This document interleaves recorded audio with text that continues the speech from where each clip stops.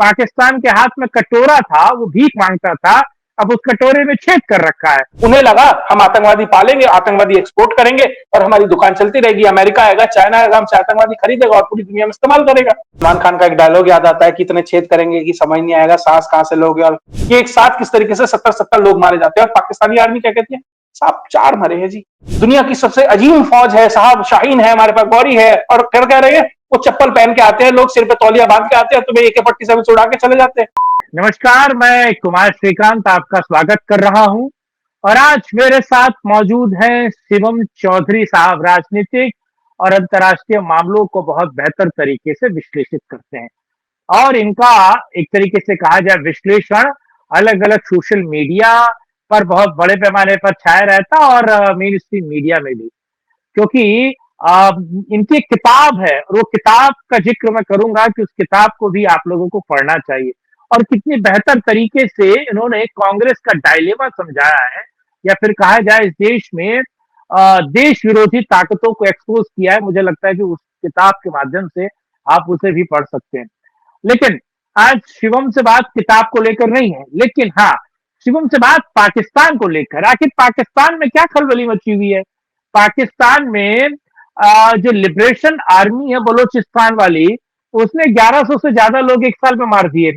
उधर अगर आप देखिए अफगानिस्तान के जो तालिबानी है, उन्होंने अलग वितंडा खड़ा कर रखा। पाकिस्तान पाकिस्तान के हाथ में कटोरा था, वो भीख मांगता था, अब उस कटोरे में छेद कर रखा है और इतनी आर्मी मारी जा रही है और वो इंटरनल। और कहा जा रहा है कि सूरवीर, अज्ञात वीर, अज्ञात वीर पाकिस्तान में बहुत बड़ा खेल कर रहे हैं। तो ये अज्ञात वीरों के पीछे वीरता किसकी है और अज्ञात वीरों ने ऐसा किया क्यों है, जरा इसको समझते हैं। और शिवम, पहले तो आपका बहुत बहुत स्वागत है। सबसे खास और अहम बात, स्टार्टिंग में अज्ञात वीरों ने पाकिस्तान में खेल कर दिया। अब अज्ञात वीर कहिए या फिर उसे बलोचिस्तान लिबरेशन आर्मी कहिए या फोर्स कहिए, जो भी आप कहिए, लेकिन हाँ, पाकिस्तान का तो यही है कि मुंह दबाए तो यहां से निकले, ये दबाए तो यहां से निकले। आप समझ सकते हैं हर जगह से निकल ही रही है और उनकी लंका लगी हुई है। आप ये सोचिए कि कारगिल युद्ध में जितने भारतीय सैनिक नहीं मरे, उससे ज्यादा एक दिन में एक विस्फोट में पाकिस्तान में लोग और सैनिक मर जा रहे हैं। शिवम जी, श्रीकांत जी नमस्कार, सभी दर्शकों को जय श्री राम। आपने कहा यहाँ से दबाएं तो वहां से और वहां से वहां से, तो उससे मुझे सलमान खान का एक डायलॉग याद आता है कि इतने छेद करेंगे कि समझ नहीं आएगा सांस कहां से लोगे और कहां से करोगे। तो वो स्थिति पाकिस्तान की ऑलरेडी हो चुकी है, उतने छेद ऑलरेडी पाकिस्तान के अंदर हो चुके हैं। देखिए, पाकिस्तान को अब तक दिक्कत थी तालिबान, TTP से, तहरीक तालिबान पाकिस्तान से, BLA से। अब तो तालिबान भी उनके खिलाफ खुलकर खड़ा हो गया है। किस तरीके से अब उसके साथ सिंधु देश आर्मी आ गई है, उसके बाद इमरान खान बाहर आने वाला है। इन सब चीजों पर बात करूंगा। तो पाकिस्तानी आर्मी इतने मोर्चों पे घिर चुकी है कि कहते हैं ना कि 10 दिशाओं का ज्ञान होता है, तो 10 दिशाओं से पाकिस्तान जिस तरीके से घिरा हुआ है, पाकिस्तान की हालत वो हो गई है। BLA, सबसे पहले BLA की बात करते हैं, जो बलूचिस्तान लिबरेशन आर्मी है, उसने किस तरीके से पाकिस्तान की नाक में दम किया हुआ है। दरअसल बलूचिस्तान पाकिस्तान का 44% हिस्सा है, आबादी मात्र 3 से 5% है। आबादी बहुत कम है, लेकिन पूरा का पूरा एरिया वो पाकिस्तान का लगभग लगभग आधा बैठता है, 44%। पाकिस्तान की गैस वहां से आती है, पाकिस्तान के खनिज वहां से आते हैं, पाकिस्तान का ग्वादर पोर्ट वहां पर है। तो वो कितना महत्वपूर्ण इलाका है जो पाकिस्तान उसे अपने कब्जे से छोड़ना नहीं चाहता। वहां से सुई से निकलने वाली पूरी की पूरी गैस पाकिस्तान के घर के चूल्हे जलाती है, वहां पे गैस, उसी के माध्यम से उनकी बिजली चल रही है। लेकिन बलूचिस्तान में वो कुछ नहीं देते। बलूचिस्तान में कोई प्रोग्रेस के नाम पर कुछ भी नहीं है। बिल्कुल आप ही कह सकते हैं सबसे पिछड़ा हुआ इलाका अगर पाकिस्तान में कहीं है तो वो बलूचिस्तान है। वही चीज वो बलोच कह रहे हैं कि साहब हमारी गैस ले जाते हो, हमारे खनिज, हमारा कॉपर, हमारा गोल्ड, हमारा मैग्नीशियम ले जाते हो, साहब कम से कम हमारे घर में चूल्हे तो जले, इतना तो दो। वो चीज भी तुम हमें नहीं देते, तो उसके खिलाफ बलूचिस्तान लिबरेशन आर्मी खड़ी होती है और वो पाकिस्तान के नाक में दम कर देती है। उसके बाद आती है TTP, तहरीक तालिबान पाकिस्तान। ये वो लोग हैं जो ये कहते हैं कि हमें पाकिस्तान के अंदर पाकिस्तान को शरिया नाफिज करना है, पाकिस्तान के अंदर पाकिस्तानी आर्मी का वर्चस्व छुड़ाकर वहां पे असली इस्लाम को स्थापित करना है। देखिए, पाकिस्तान के डिलेमा सोचिए। पाकिस्तान ने खासकर जिया उल हक के बाद से जिस तरीके से एक्सट्रीमिज्म का पूरा करिकुलम को चेंज किया और एक्सट्रीमिज्म को इंट्रोड्यूस किया, उन्हें लगा हम आतंकवादी पालेंगे, आतंकवादी एक्सपोर्ट करेंगे और हमारी दुकान चलती रहेगी। अमेरिका आएगा, चाइना आएगा, हमसे आतंकवादी खरीदेगा और पूरी दुनिया में इस्तेमाल करेगा। लेकिन वो ये नहीं देखे जिस तरीके से रेडिकलाइजेशन किया उन्होंने पूरे के पूरे पाकिस्तान का, वही आतंकवादी अब ये कह रहे हैं कि साहब हमें जर्नैल वाला इस्लाम नहीं चाहिए, हमें मुल्ला वाला इस्लाम चाहिए। इसलिए अब वो तालिबान वाले कह रहे हैं कि हमें पाकिस्तान के अंदर शरिया नाफिज करना है। उस तहरीक तालिबान पाकिस्तान से वो परेशान है। चलो इन दो से तो लड़ लेते, इन्हें तो इंसर्जेंट ग्रुप कह देते, इनसे तो बच भी लेते, अपने जनता में जाके माहौल बना लेते। असली दिक्कत आ गई तालिबान से। तालिबान जिसका राज है आज अफगानिस्तान के ऊपर, उसने आके कहना शुरू कर दिया, साहब ये आपका एक प्रदेश पड़ता है खैबर पख्तूनख्वा, उसमें तो सारे ये पख्तून रहते हैं, पश्तून रहते हैं, ये हमें दे दीजिए, ये तो अंग्रेज देके चले गए थे तुम्हें, ये हमारा है। हालात ये है कि पेशावर से मात्र 80 किलोमीटर दूर आज तालिबान बैठा हुआ है। बजौर प्रोविंस पूरा का पूरा पाकिस्तान के होल्ड से चला गया है। चित्राल पाकिस्तान के हाथ से चला गया है। बलूचिस्तान का एक बड़ा हिस्सा पाकिस्तान के हाथ से चला गया है। पाकिस्तान के बीचों बीच से इंदस नदी जाती है। वेस्ट ऑफ इंदस, इंदस से पश्चिम का पूरा इलाका, दो चार जगह छोड़ दीजिए, पेशावर छोड़ दीजिए, कोयटा छोड़ दीजिए, एक आधा शहर छोड़ दीजिए, पाकिस्तान पूरा होल्ड खो चुका है। पाकिस्तान का कोई भी होल्ड उसके ऊपर नहीं। बलूचिस्तान लिबरेशन आर्मी हो, टीटीपी हो, तालिबान हो, उन्होंने पूरी की पूरी पाकिस्तान आर्मी की बैंड बजा के रखी है।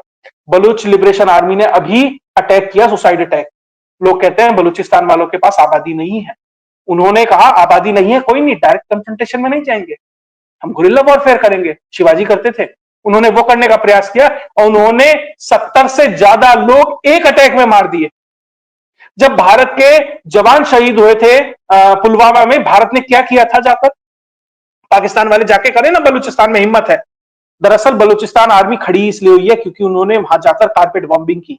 वहां के नेताओं को, वहां के लोगों को हेलीकॉप्टरों से फेंका, वहां के गांव खाली करके उनमें आग लगा दी गई। ये काम पाकिस्तानी आर्मी करती रही। अब वो बलूचिस्तान लिबरेशन आर्मी वालों के खिलाफ कर रही है कि एक साथ किस तरीके से 70-70 लोग मारे जाते हैं। और पाकिस्तानी आर्मी क्या कहती है? साहब 4 मरे हैं जी। मतलब अपने लोगों के मरे हुए लोगों का रिकॉग्निशन भी नहीं कर सकती। क्या बताएगी जाके? बड़ी मुसल्ला फौज है, दुनिया की सबसे अजीम फौज है साहब, शाहीन है हमारे पास, गौरी है। और कर कह रहे हैं वो चप्पल पहन के आते हैं, लोग सिर पे तौलिया बांध के आते हैं, तुम्हें AK-47 से उड़ा के चले जाते हैं। गजनी और गौरी को अपने स्थान विशेष में ले लो, फिर तो क्या करोगे तुम उस गजनी गौरी का? और जब ये गजनी और गौरी की बात करते हैं तो तालिबान का वो डेप्यूटी फॉरेन मिनिस्टर स्टेनिकज़ई वो कह रहा है तुम्हारे तो मिसाइलों के नाम भी चोरी के हैं। गजनी और गौरी तो हमारे आदमी थे, तुम तो नाम लेके रख रहे हो भाई, तुम्हारा क्या, तुम 3 में ना 13 में, तुम तो पहले हिंदू थे, कन्वर्ट हो गए थे। तुम्हारा ना गजनी है ना गौरी है, वो हमारा है। मैं 4 तालिबानी 5 तालिबानी अभी भेज दूं, तुम्हारे जनरलों की पतलून उतर जाएंगी, जैसे तुम्हारे 93,000 फौजियों की पतलून उतरी थी बांग्लादेश के अंदर, भारत के द्वारा उतारी थी। ये बात कह रहा है वो व्यक्ति। और ध्यान रखिएगा वो स्टेनिकज़ई वो व्यक्ति है जो भारत के IMA इंडियन मिलिट्री एकेडमी में पढ़ के गया है, जो भारत के national cadet college Madhya Pradesh में पढ़ के गया है 78 से 82 तक। वो वहां का डेप्यूटी फॉरेन मिनिस्टर है। उसने कह दिया पाकिस्तानियों को औकात में रहो, अभी तो खैबर पख्तूनख्वा तुम्हारे हाथ से गया है, अभी तो हम इस्लामाबाद तक आएंगे। हालात ये है साहब, जो टीटीपी है, तहरीक तालिबान, तीनों चीजें एक हो गई हैं। ऐसा लग रहा है तीनों ने हाथ मिला लिया है। तहरीक तालिबान पाकिस्तान का, आज पाकिस्तान में ये होल्ड है कि खैबर पख्तूनख्वा में टैक्स वसूल रहे हैं। कोई सिपाही, कोई पुलिस वाला छुट्टी पे घर आता है, वहां कर लेते हैं। लोगों ने वहां नौकरियां छोड़नी शुरू कर दी हैं, साहब घर में टीटीपी वाले ना आ जाए। और खैबर पख्तूनख्वा छोड़ दीजिए, बलूचिस्तान छोड़ दीजिए, पंजाब जो मेन लैंड पाकिस्तान है, साउथ पंजाब में जाके पेट्रोलिंग कर रहे हैं रात को। तो पाकिस्तान में वहां होल्ड खत्म हो गया उनका, कुछ नहीं। मतलब आसिम मुनीर के पास मुझे लग रहा है उसके रिटायरमेंट तक उतना पाकिस्तान राज करने के लिए बचेगा कि उससे ज्यादा जगह उसने अमेरिका में मेंशन बनाने के लिए ले रखी होगी। यह हालत हो गई है पाकिस्तान की आर्मी का होल्ड जिस तरीके से खत्म हो रहा है। ग्वादर पोर्ट पे उनका होल्ड नहीं है।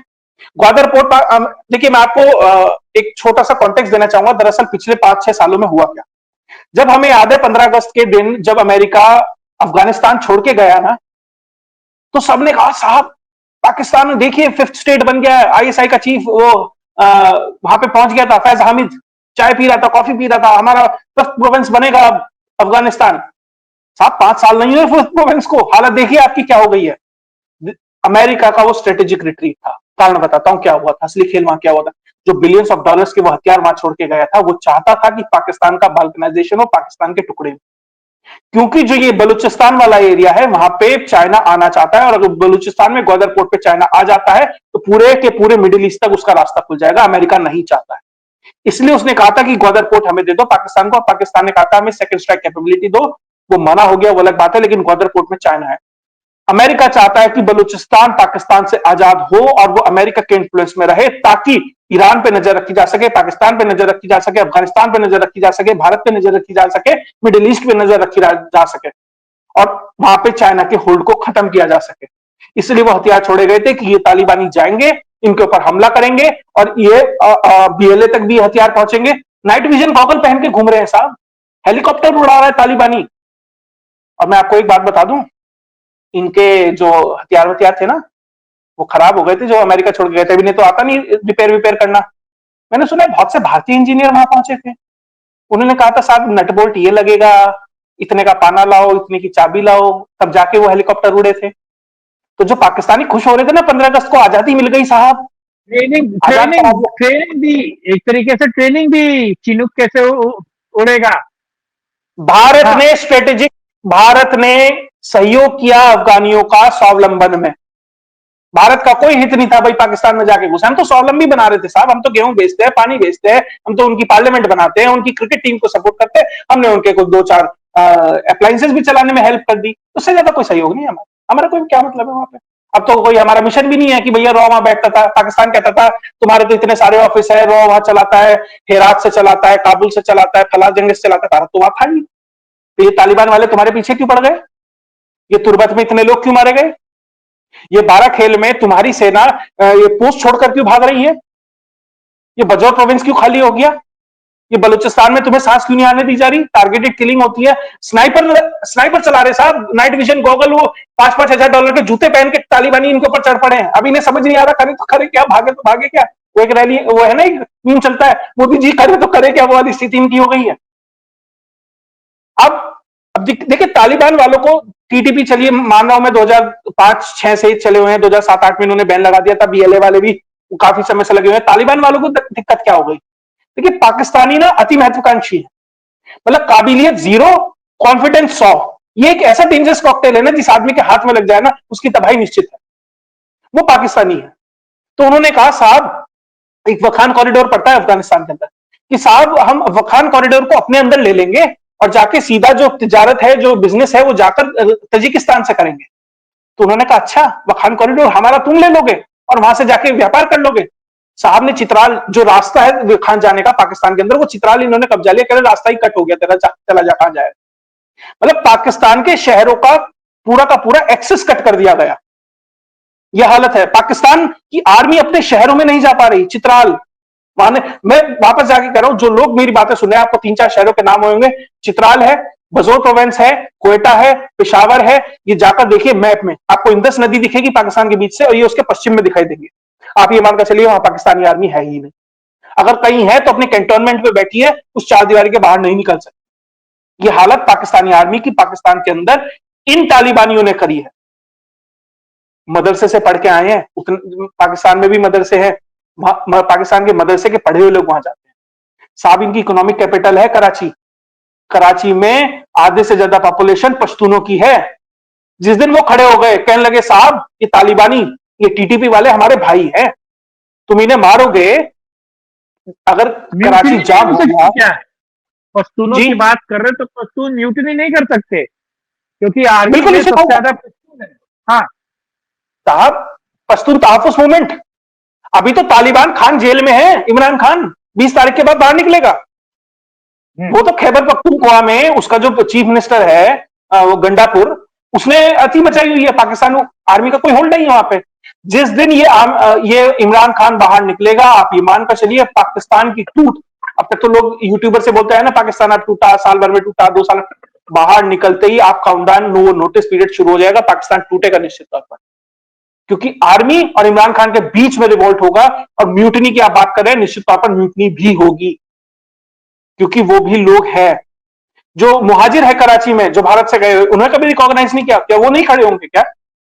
क्या जब उनके बच्चे मारे जाते हैं, जब ये पश्तूनों के लोग मारे जाते हैं, जब 2 लाख अफगानी आप रातों रात बाहर निकाल देते हैं, और बॉर्डर पे जाकर जब उनकी महिलाओं के जेवर लूटे जाते हैं, उनका सामान लूटा जाता है, क्या वो अफगानी भूल गए होंगे क्या? जब उन्होंने अफगानिस्तान में जाके बात बताई होगी, और ध्यान रखिएगा अफगानी कौम करीब हो सकती है, बर्बर हो सकती है, लेकिन आज सम्मान इतना ज्यादा है कि उसके लिए वो कुछ भी कर सकते हैं। और क्या है ये पाकिस्तानी? अमेरिका वालों को पीटा है, सोवियत को पीटा है, सिकंदर को पीटा है। कौन है पाकिस्तानी? Third grade converts. इससे ज्यादा क्या औकात है इनकी? आपको लग रहा है कि वो टिक जाएंगे उनके सामने? क्यों पोस्ट छोड़ के भाग रहे हैं? वीडियोस वायरल हो रहे हैं, जवान कह रहे हैं साहब नौकरी में मत जाना, आपके जवान मरते हैं। मैं कह रहा हूं मिशन है, कहीं गए हैं, किसी कार्यक्रम में है, जवान शहीद हो गया, रिकॉग्नाइज तो करो।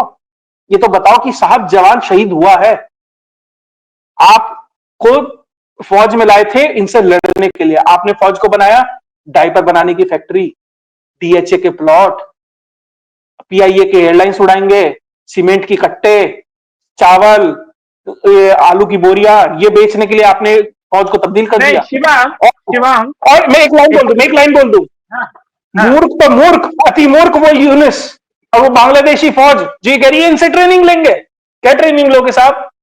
93,000 पतलून कैसे उतारी जाए? कैसे अपने हाँ, एक साथ 100 जवान मरवाए जाए? कैसे पोस्ट छोड़ के भागा जाए? ये सीखोगे क्या साहब? हाँ। आपको भारत ने सिखाया, मुक्ति वाहिनी बनाई, भारत ने जब ट्रेनिंग दी तो अपने पाकिस्तान को तोड़ा था। अब पाकिस्तान से ट्रेनिंग लोगे तो क्या क्या होगा, तुम्हारा क्या टूटेगा तो पता लग जाएगा। लेकिन शिवम एक बात कही जाती है कि अलग अलग राष्ट्रों के पास, अलग अलग जो देश होते हैं उनके पास आर्मी होती है। पाकिस्तान एक वाहिद ऐसा देश है जिस आर्मी के पास एक देश है। आप ये सोचिए कि देशों के पास आर्मी होती है, पर पाकिस्तानी आर्मी एक वाहिद ऐसी आर्मी जिसके पास खुद का एक देश है, जिसको वो अपने हिसाब से चलाती है। वो डीप स्टेट है, वाकई वही डीप स्टेट है पाकिस्तान की। और ये जो वर्दी है इसके पीछे गुंडागर्दी है। ये जो स्लोगन है ना, ये पाकिस्तानी आर्मी के लिए ही है। ये जो स्लोगन पूरे देश में छाया, भारत में भी आया था, लेकिन भारत में ये कॉपी पेस्ट था पाकिस्तान आर्मी का। लेकिन इस पर भी महत्वपूर्ण एक बात शिवम, दो बार एयर स्ट्राइक पाकिस्तान में, अफगानिस्तान में पाकिस्तान कर चुका है।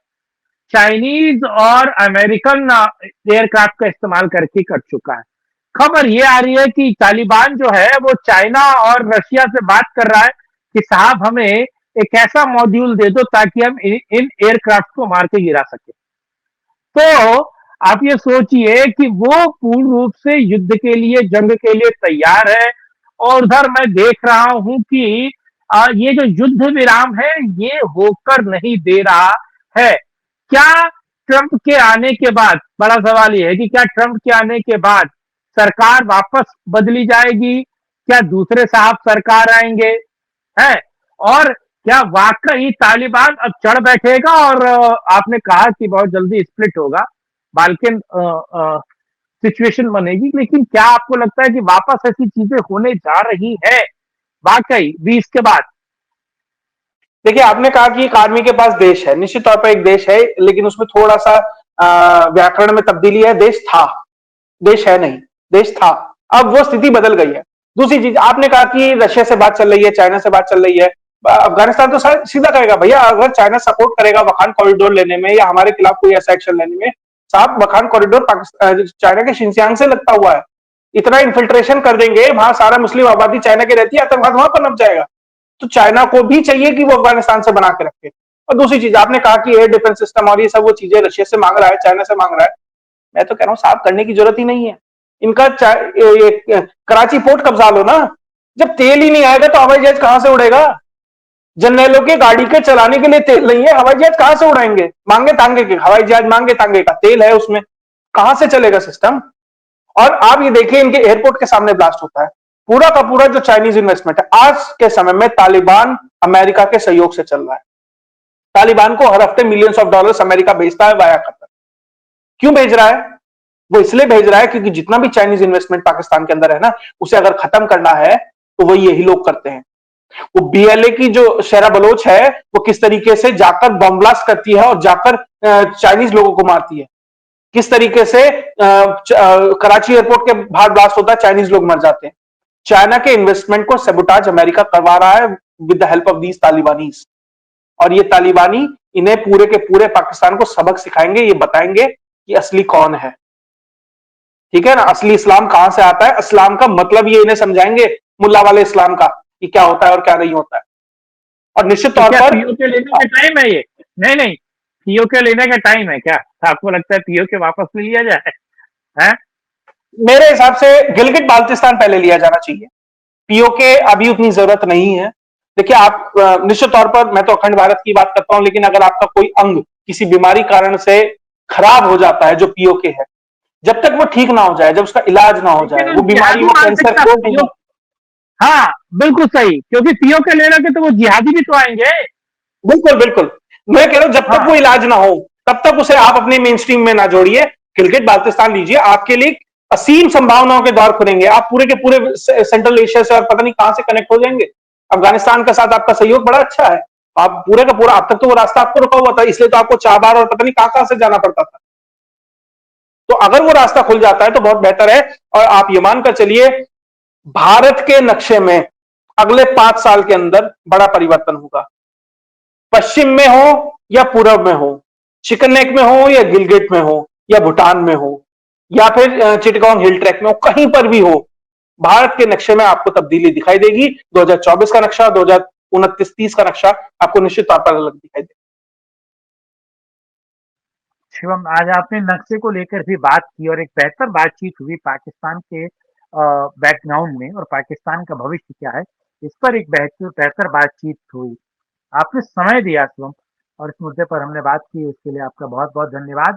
शिवम के साथ अब एक नई वीडियो बनाएंगे जिसमें हम बताएंगे शिवम के बारे में एक खास बात, और आज नहीं बता सकता मैं क्योंकि कुछ बातें भविष्य के लिए भी रखनी चाहिए। और दूसरी जब वीडियो हम शिवम के साथ बताएंगे, स्टार्टिंग में ही शिवम की एक और चीज आप अपने दर्शकों तक बताएंगे। लेकिन आज के लिए इतना ही। शिवम, आपका और दर्शकों का बहुत धन्यवाद साथ जोड़ने के लिए, इस मुद्दे पर बात करने के लिए। दर्शकों से अनुरोध है कि इस वीडियो को लाइक, शेयर, चैनल को सब्सक्राइब कीजिए, कमेंट बॉक्स में अपनी राय रखिए। और अगर आप कुछ और विषयों पर बातचीत करना चाहते हैं या चाहते हैं कि हम वीडियो बनाएं, तो वो भी आप पब्लिक डिमांड कर सकते हैं। साथ जुड़ने के लिए, इस मुद्दे बात करने के लिए बहुत धन्यवाद। कल फिर मिले, करेंगे राष्ट्र में एक और चर्चा। जय हिंद, जय भारत, वंदे मातरम, नमस्कार, जय जय श्री हिंद। राम।